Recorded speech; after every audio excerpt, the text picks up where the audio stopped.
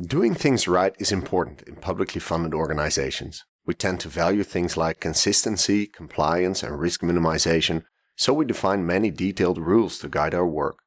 But all those prescriptive and exhaustive rules and instructions often end up leaving lots of gaps and contradictions. Those gaps can be more confusing and easier to exploit than a looser code of conduct, based on a few key principles, like the codes that Golden Age pirates used to run tight ships on the lawless high seas. What can those pirates, and their less is more approach to regulation, teach us about strategy in publicly funded organizations? Strong controls are important to meet high standards of public accountability and community expectations. This tends to create risk-averse internal systems that define many narrow and specific rules, both proscribing and prescribing a wide range of possible actions. The explicit goal for workers is to achieve perfect compliance and avoid any risky or potentially shameful actions. Publicly funded organizations also strive for consistency, often across many locations. This further encourages guidelines being built around very specific rules that are designed to make workers behave like algorithms, producing identical responses to tightly defined stimuli. It can be tempting to do the same thing with strategy documents. We write long lists of specific goals, commitments, and actions, taking care to make sure everyone across the organization can see their work represented. But as rules and strategies become ever more prescriptive and specific, they increasingly imply that those rules are exhaustive. So anything not explicitly forbidden is permitted, and anything not explicitly mandated is unacceptable. Omissions can be and are exploited as loopholes. It's pretty obvious that wouldn't work for a group of pirates in the 17th century, and it doesn't work that much better for publicly funded organizations in the 21st century. Over time, we have to write even more rules to close every gap we find.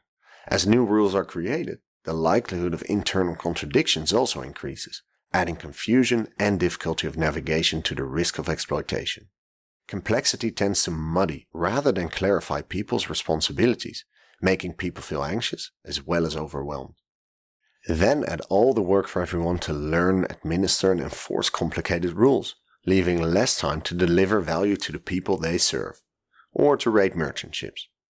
Examples of codes that survive from the golden age of piracy suggest another way of guiding individual and collective action, through smaller sets of common sense rules.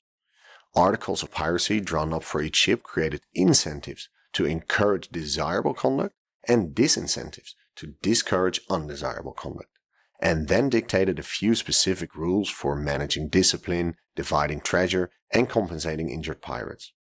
Most rules were principled and pragmatic, with obvious benefits, like banning naked flames near the ammunition stores below deck.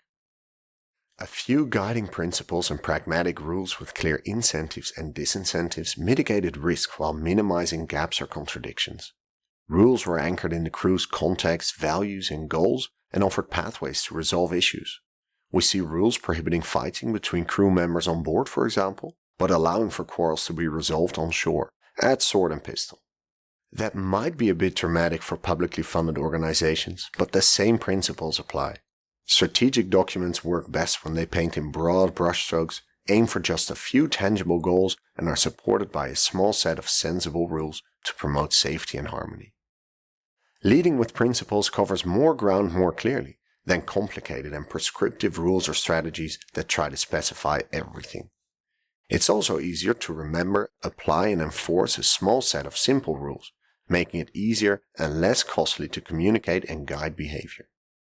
We still need sanctions to correct the most serious unwanted behaviors, but incentives and disincentives that nudge us towards desirable behavior work better for most people most of the time. With fewer gaps and contradictions left open to exploitation, leaders can shift their focus from enforcing compliance to achieving shared goals.